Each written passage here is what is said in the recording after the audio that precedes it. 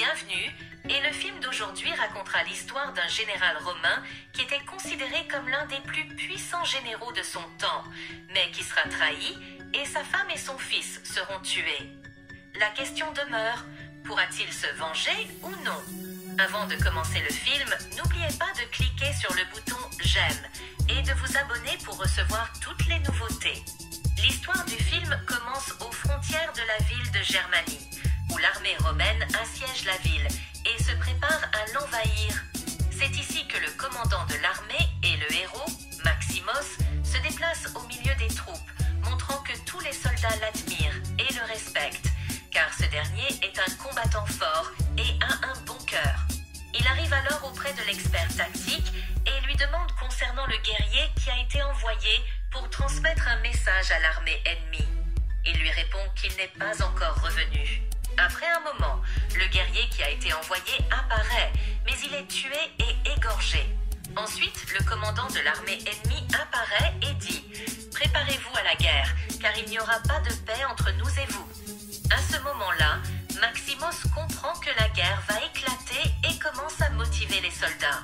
La guerre commence et l'armée romaine commence à bombarder l'armée germanique avec des flèches enflammées. Mais les combattants germaniques parviennent à atteindre le champ de bataille et la guerre éclate entre eux. À ce moment précis, Maximos est un combattant fort et prouve sa présence en tant que commandant sur le champ de bataille, réussissant à organiser son armée et à mettre fin à la bataille en quelques instants. Après la fin de la guerre, l'armée romaine sort victorieuse et le roi Marcus est fier de son armée. À ce moment, les événements nous amènent à rencontrer de nouveaux personnages, à savoir Commodos et Lucilla, qui sont considérés comme les enfants du roi Marcus. Commodos, le fils du roi, est un homme faible, qui n'aime pas se battre ni voir du sang. C'est pourquoi il n'était pas aux côtés de son père, le roi, pendant la guerre. Et son seul objectif est de prendre le pouvoir après la mort de son père. Après être arrivé sur le lieu de la guerre, il se rend immédiatement auprès de son père et l'embrasse. Mais le roi Marcus ne lui accorde aucune attention. Et il est allé remercier le commandant Maximos pour son courage. Et ici, une grande quantité de haine apparaît dans les yeux de Commodos, car son père préfère Maximos à lui. Pendant la nuit, Maximos est entré pour rencontrer le roi et lui a dit qu'il était fier d'avoir été à son service et a demandé au roi de lui permettre de retourner dans son pays. Ici, le roi avait un grand respect pour Commodos et savait très bien que ce dernier pouvait assumer la responsabilité. C'est pourquoi le roi voulait qu'il reste avec lui et prenne le trône après lui. Ici, Maximos lui a dit qu'il ne pouvait pas supporter une telle grande responsabilité. Ensuite, il lui a demandé au sujet de son fils Commodos. Ici, le roi était en colère contre son fils et a ajouté que son fils avait un cœur noir et rempli de malice. Et s'il prenait le pouvoir après moi, il détruirait Rome et tout ce que j'ai construit. Ici, Maximos a refusé de prendre le pouvoir après lui, car tout ce qu'il désirait était de retourner dans son pays et de s'asseoir avec sa femme et son fils. Et ici, le roi a respecté son souhait. Ensuite, Commodos est entré chez son père et lui a demandé comment il allait. Et ici, il a été surpris d'entendre son père lui dire qu'il voulait que Maximos prenne le trône après lui. À ce moment-là, Commodos a été choqué et a commencé à pleurer. Ici, le roi a été touché et a essayé de l'étreindre, mais Commodos a profité de la faiblesse de son père et l'a étranglé sans pitié jusqu'à ce qu'il meure. Ensuite, la nouvelle de la mort du roi est arrivée à Maximos. Il est allé le voir en colère, est entré pour voir le roi et a demandé à son fils la cause du décès. Il lui a répondu que c'était pour des raisons de santé. Ici, Maximos a réalisé qu'il mentait. Ici, Commodos lui a tendu la main pour le saluer et lui a demandé de reconnaître sa loyauté. Ici, Maximos a refusé de le saluer et de déclarer sa loyauté à lui. Et même sa sœur Lucilla l'a frappé avec un stylo, car elle a senti qu'il avait tué son père. Ensuite, Commodos a donné l'ordre aux gardes d'arrêter Maximos et l'a accusé de ne pas être loyal envers le nouvel empereur. Ils l'ont emmené au milieu de la forêt pour l'exécuter sur ordre du nouvel empereur Commodos. Et quand ils ont voulu le tuer, il a réussi à les abattre un par un.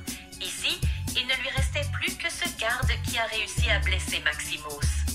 Mais à la fin, Maximos réussit à le tuer avec difficulté, monta sur son cheval et se dirigea vers son pays pour sauver sa femme et son fils. Mais malheureusement, Maximos arriva trop tard car il trouva les soldats de Commodus ayant brûlé son palais et tué sa femme et son fils. Maximos, sous le choc, commença à pleurer, perdant ainsi le désir de vivre et s'évanouit. Un jour, alors qu'un groupe de voyageurs passait, ils trouvèrent Maximos inconscient et l'emportèrent avec eux. Lorsqu'il se réveilla, il vit un homme nommé Jubin. Jubin lui demanda de se reposer et de ne pas trop bouger. Ensuite, Jubin et Maximos allaient être vendus par les voyageurs à un homme considéré comme l'un des riches de la ville pour qu'ils se battent. À ce moment-là, il voulait connaître leur niveau de combat et fit entrer des combattants pour les tester. Il commença par Jubin, qui lui montra qu'il était un combattant fort et apte au combat. Ensuite, ce fut le tour de Maximos. Ce dernier jeta son épée au sol et refusa de se battre. L'homme riche qui les avait achetés ordonna à son aide de le frapper de toutes ses forces, et il le frappa, mais sans effet. Maximos ne bougeait pas de sa place et ne ressentait pas de peur. Au moment de la pause, l'instructeur chargé de former les combattants demanda pardon à Maximos et ajouta qu'il n'était qu'un esclave sous les ordres. Les jours passèrent et arriva le jour de la bataille, et les combattants commencèrent à se préparer. C'est alors que l'homme riche qui les avait achetés entra et commença à les motiver à se battre. Et ils entrèrent dans l'arène et la bataille commença. Ici, Jubin et Maximos commencèrent à montrer leurs compétences de combat et réussirent à vaincre leurs adversaires avec facilité, et les foules commencèrent à les aimer. Ensuite, les événements nous mèneront à Rome, où le roi Commodus sera arrivé avec sa sœur à son palais royal. Ici, une réunion du Conseil des ministres fut convoquée, et il leur annonça qu'il était le roi, et que sa politique serait différente de celle de son père. Ici, il nous montrera que Commodus ne se soucie que de son intérêt personnel et déteste le peuple. Ensuite, il proposa à ses ministres une idée astucieuse, celle de créer une arène pour les combattants afin de distraire les gens des problèmes sociaux qui se produisent dans le pays. En même temps, Maximos remportait tous ces combats auxquels il participait et détruisait ses ennemis sans pitié. L'homme riche comprit qu'il avait affaire à un guerrier. Il l'appela à son bureau et lui annonça qu'il l'avait choisi pour participer à l'arène des combattants que le roi Commodus avait créée à Rome, et lui dit que s'il parvenait à gagner l'arène, il serait libre. Maximos accepta alors sa demande. Ensuite, l'homme riche commença à lui raconter qu'il avait également été un combattant fort comme Maximos, mais que le roi Marcus était celui qui l'avait libéré de l'esclavage. Il lui dit que s'il parvenait à faire aimer le public, il pourrait faire n'importe quoi. Le lendemain, Maximos, Jubin et les autres combattants prirent la route pour se rendre à Rome et participer à l'arène créée par le roi. Dans le palais royal, Commodus se plaignait à sa sœur que son peuple ne l'aimait plus et que ses ministres ne respectaient pas son avis. Ici, sa sœur Lucilla lui demanda d'écouter l'avis de ses ministres, car ils avaient plus d'expérience que lui.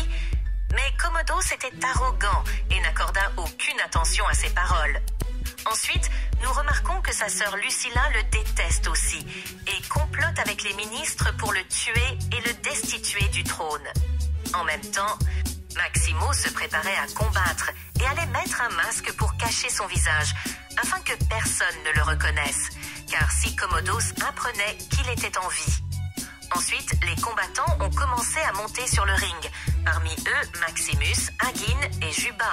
Et ils entreront dans l'arène, tandis que le public les acclame et que l'empereur tyrannique entre. Ici, tous les combattants saluent l'empereur, sauf Maximos qui ne fait aucun mouvement.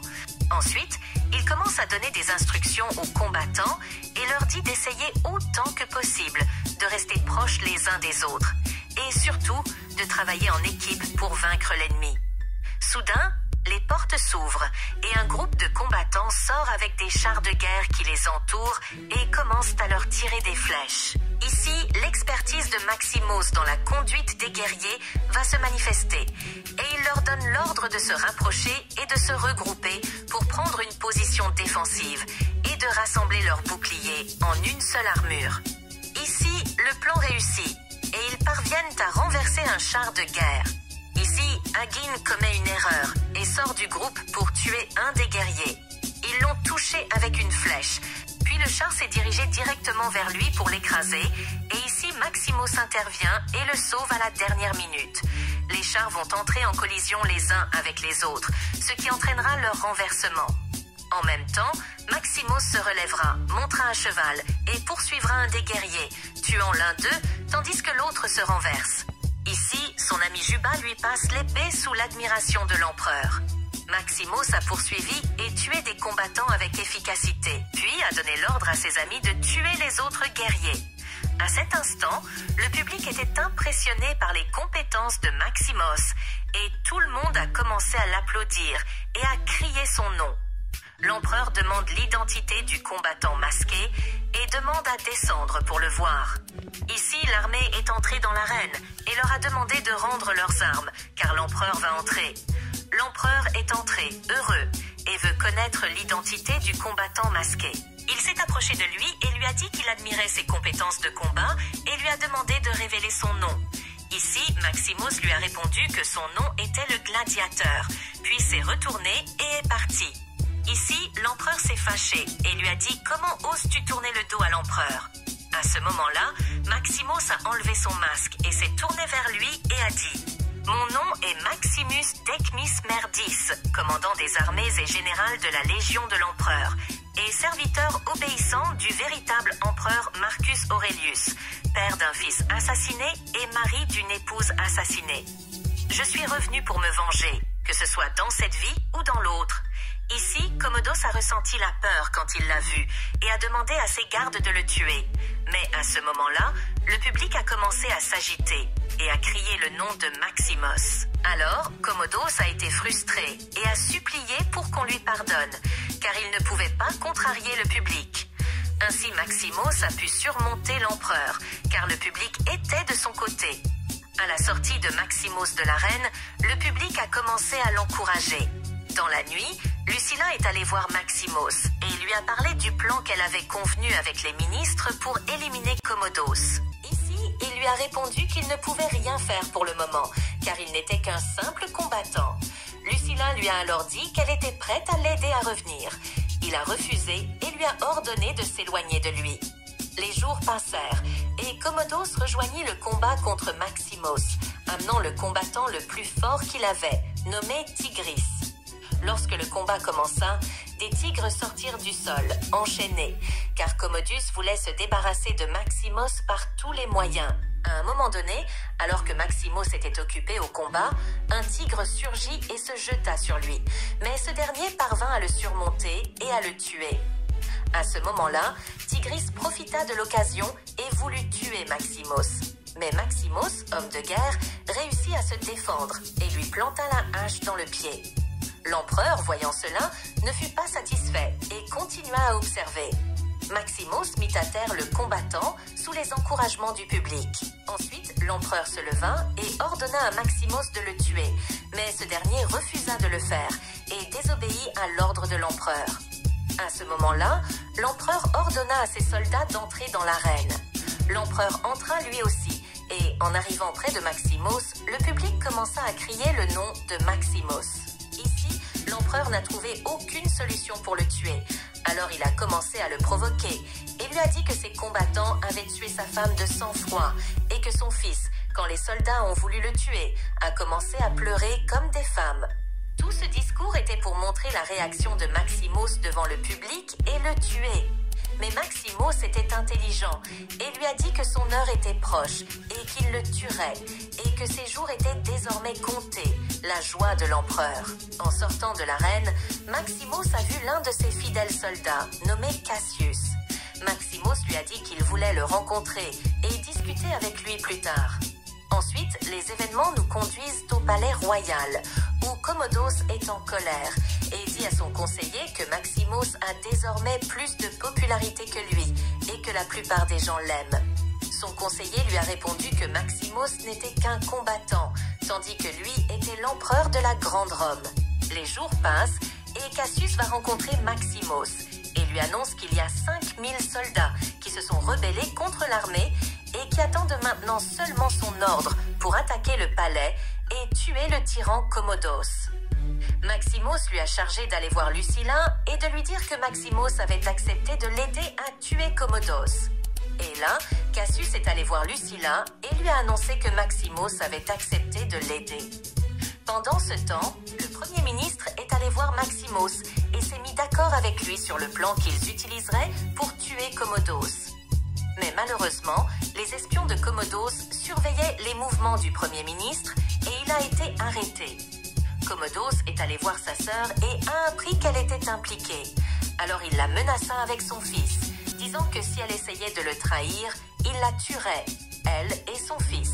Ensuite, les soldats ont attaqué et ont commencé à tuer les ministres et tous ceux qui avaient aidé Maximos.